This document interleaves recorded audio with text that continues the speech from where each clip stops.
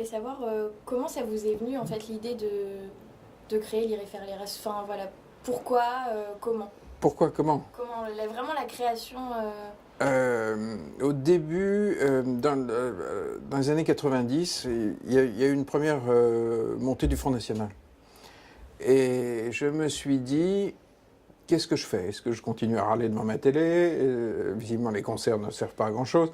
Donc, qu'est-ce qu'on peut faire pour que les colères, tout ce qui fait monter les mouvements qui expriment du ras-le-bol, qu'est-ce qu'on peut faire? Qu'est-ce que moi je peux faire? Bon, et il m'a semblé que quand l'être humain n'est plus spectateur de la société, mais qu'il devient acteur, il entre dans un autre rapport avec la vie.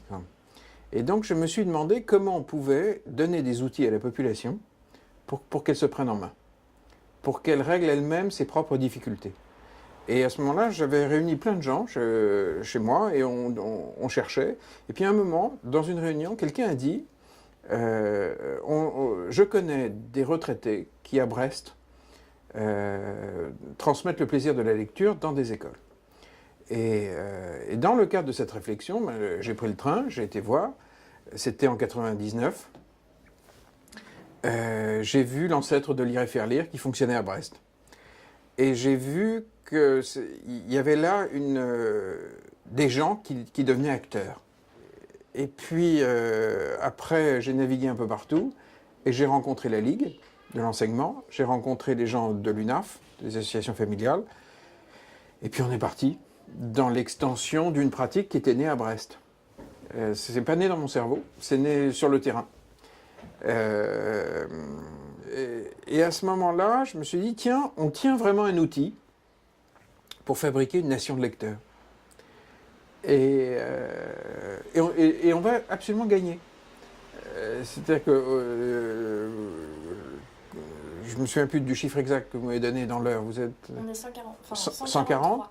Un jour, vous serez 2500. J'espère. Puis un jour, 3000. Puis un jour, ça va devenir une norme. C'est-à-dire que ça deviendra normal, quand on prend sa retraite, de se dire, est-ce que je vis avec des petits? À lire et faire lire. Oui. Est-ce que je participe à la vie de mon école, de l'école de ma rue, de mon quartier? Tout simplement parce que c'est joyeux, quoi. De vivre avec des gamins. Et puis d'aller jubiler, parce que autour de bouquins, bah, c'est joyeux. Et donc, je crois qu'on a fait le boulot le plus dur, qui était d'arriver à ce chiffre-là. J'ai voulu qu'on change radicalement un pays par en bas. Parce que par la lecture, on touche à tout.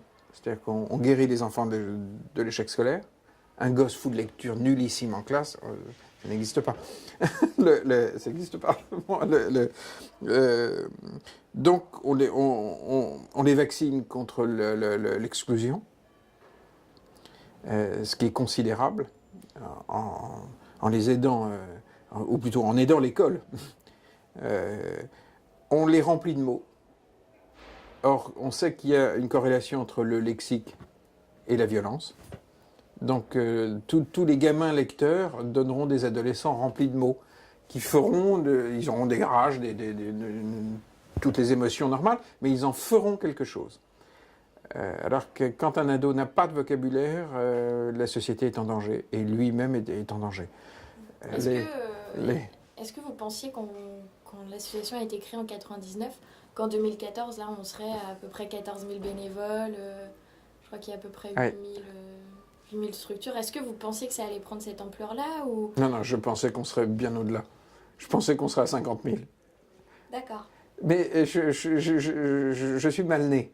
Je nais toujours avec une espèce d'enthousiasme. Et quand je dis 50 000, on n'y est pas encore, mais on va y être. À un moment, ça veut dire qu'on s'occupera d'1 million d'enfants. Et à ce moment-là, on fera une fête parce qu'on fabriquera une nation de lecteurs. Mais je pensais qu'on monterait plus vite. Alors ça avance, hein. On n'est pas en train de parler d'une défaite. Hein. Presque 15 000 personnes, ça fait quand même du monde. C'est quand même déjà c'est quand même déjà assez conséquent. Oui, mais maintenant il faut sortir le sabre. Oui, mais on peut avoir tendance, dans la vie associative, au bout d'un moment, quand il y a un succès, à se dire « Ah, c'est formidable ».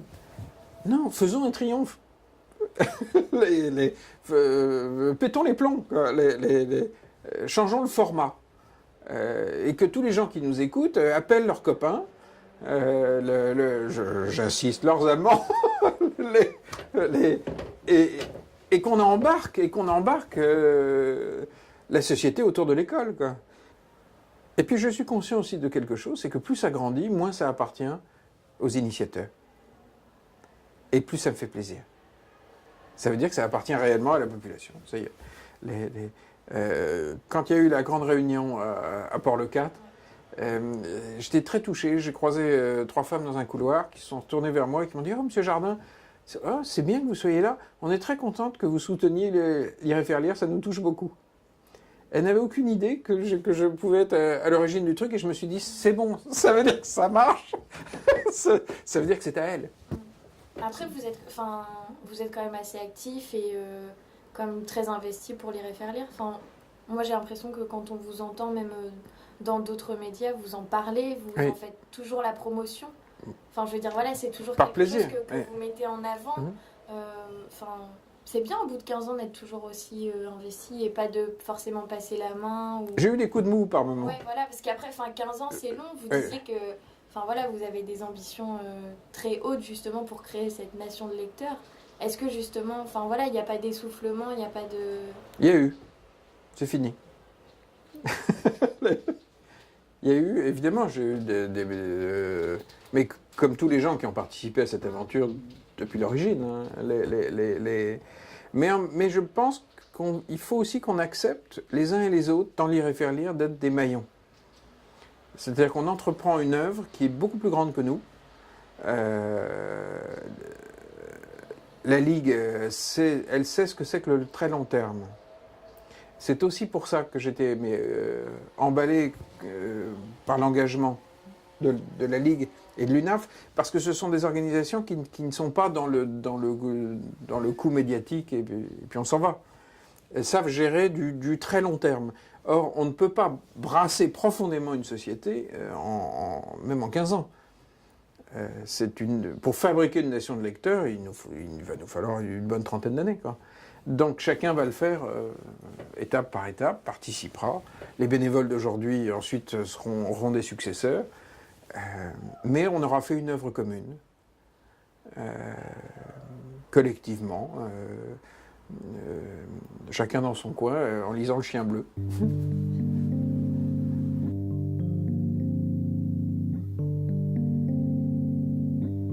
Est-ce que vous auriez quelque chose à dire pour les bénévoles de notre département? Est-ce que vous auriez un petit mot à leur faire passer?